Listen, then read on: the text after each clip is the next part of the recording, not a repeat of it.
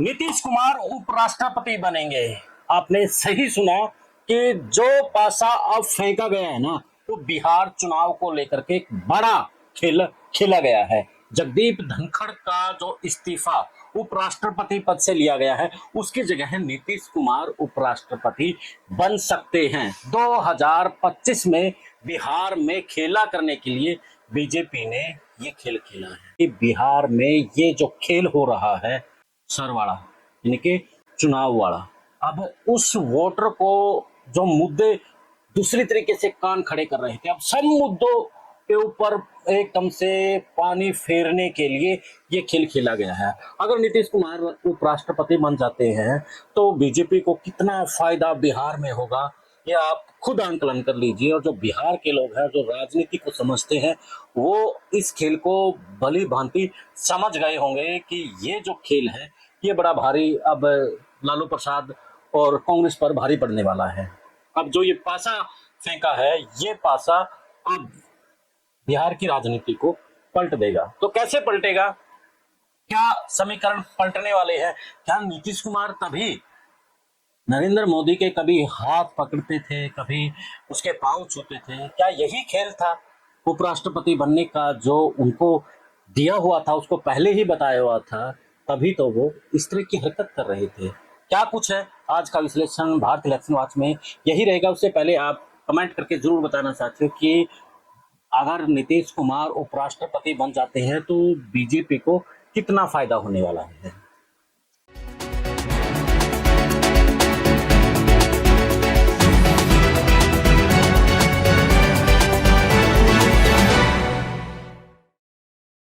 सभी को नमस्कार, राम राम। मैं कुलदीप खंडेलवाल और आप देखना शुरू कर चुके हैं भारत इलेक्शन वॉच।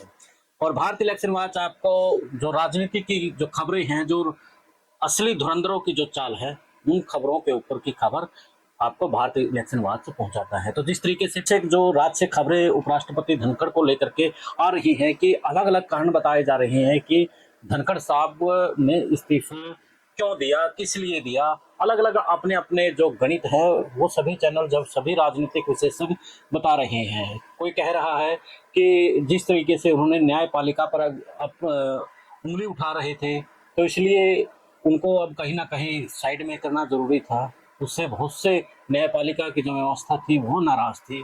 तो दूसरी तरफ और भी खबरें आ रही हैं कि जिस तरीके से राजस्थान में धनखड़ का प्रयोग किया गया, अब बिहार में उनका प्रयोग ठीक नहीं था, तो अब वहां पर जो प्रयोग है वो नीतीश कुमार का बेहतर हो सकता है, इसलिए वहां पर ये प्रयोग हो सकता है। और सूत्रों के हवाले से बड़ी खबर अब ये मिल रही है कि नीतीश कुमार का जो एक वर्ग है जो निर्णायक भूमिका बिहार में रखता है, कुर्मी, और दूसरा है जो ईबीसी, तो दोनों को साधने के लिए बीजेपी ने ये बड़ा खेल खेला है।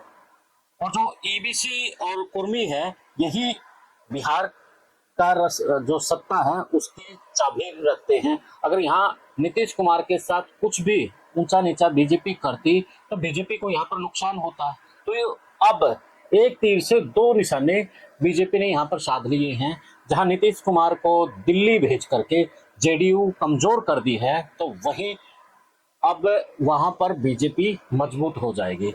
इसका सबसे बड़ा लॉजिक यही बताया जा रहा है कि जो कुर्मी वोट बैंक है, जो संगठित वोट बैंक है, और वो नीतीश कुमार का बड़ा वोट बैंक है, वो इतना संगठित है, वो मिल करके चलते हैं। तो अब उन्हें ये नहीं लगेगा कि हमारे नेता के साथ में कुछ गलत हुआ है, अब उन्हें ये लगेगा कि हमारे नेता को सम्मान दिया गया, उनकी भावनाओं पर ठेस नहीं पहुंचेगी। तो इसलिए दिल्ली नीतीश कुमार को भेजा गया है ताकि जो कुर्मी वोट बैंक है और जो ईबीसी वोट बैंक है वो उनके साथ रहे और बीजेपी यहाँ पर ताकत से उभर सकती है।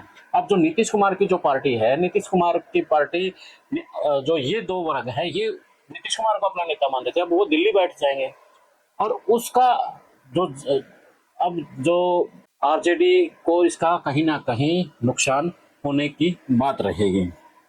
तो आरजेडी और कांग्रेस के पास इन्हीं दोनों वर्गों का कोई बड़ा चेहरा नहीं है, यानी कि जो कुर्मी और ईबीसी का। तो अब इसका नुकसान बहुत बड़ा कांग्रेस को और आरजेडी की हो सकता है। तो ऐसे में देखना बड़ा दिलचस्प रहेगा ये बिहार का चुनाव। और बड़ा खेला होने की गुंजाइश रहेगी इसमें कि किस तरीके से बीजेपी 2025 में वहां पर खेल करेगी। जो जातिगत समीकरण को लेकर के बात थी, एकदम से बोल दिया जातिगत जनगणना होगी, समीकरण नहीं, सॉरी, जातिगत जनगणना होगी। तो जातिगत जनगणना की बात वहां पर नरेंद्र मोदी ने एकदम से कर दी।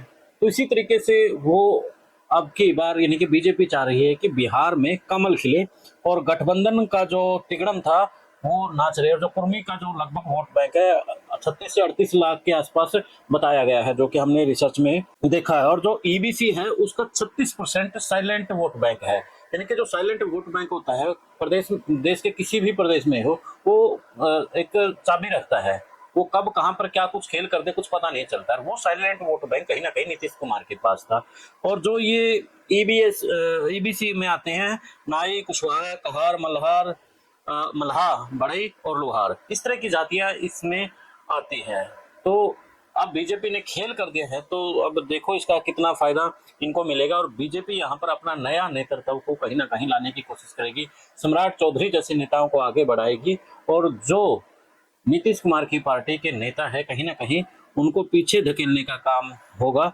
और यहाँ पर जो जोड़ी ने खेल कर दिया है, और एनडीए में यानी कि एक और जैसे मेन बात मैं भूल गया था बताने, जिस तरीके से अब नीतीश कुमार पलटने को लेकर के एक दो बार खबरें भी आई थी, वो पलट ना जाए।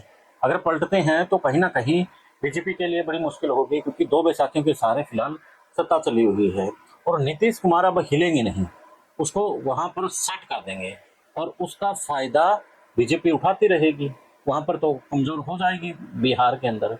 तो बड़ा खेल यहाँ पर यही है कि नीतीश कुमार को सम्मानजनक सीट पर तो बैठा देंगे, लेकिन उसकी जो पार्टी है उसको नीचे नीचे से कहीं ना कहीं खत्म करने की कोशिश होगी, और शायद खत्म भी हो जाए। तो ऐसे में अब देखना यही दिलचस्प रहेगा कि नीतीश कुमार का जो फार्मूला है वो बीजेपी के लिए कितना फायदेमंद होगा या फिर नहीं होगा। और साथ में जो नीतीश कुमार की जो पार्टी है और उनसे जुड़े हुए जो लोग हैं वो कितना इस फैसले से खुश होंगे, क्या अब भी टकराव होने की कोई गुंजाइश बचेगी या नहीं बचेगी। तो देखते रहिए, इन सब के लिए आप भारत इलेक्शन वॉच मिलेंगे फिर एक नए मुद्दे के नए विश्लेषण के साथ। जय हिंद, जय भारत।